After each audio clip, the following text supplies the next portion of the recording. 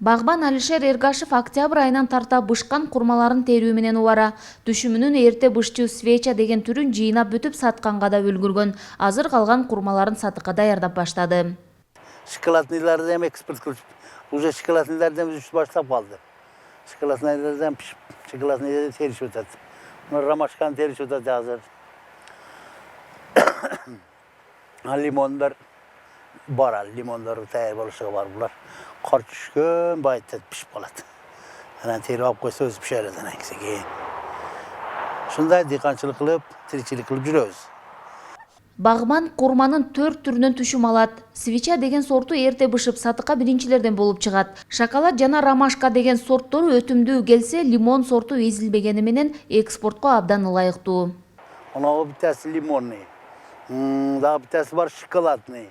Дагы битасы бар свеча дегени бар. Мында о свечасы түгөп калды. Силерге мына лимонный менен шоколадныйсы мына немеси калды. Көрсөткөнгө.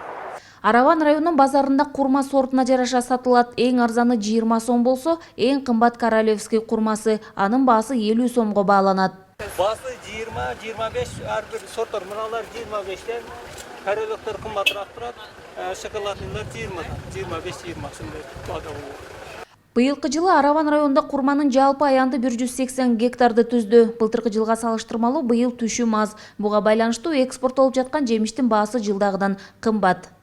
Kurmalardın hasıldardaki salıştırmalı azırak, narxı dağı azı bugün günde 14 som tegereginde alıp atat.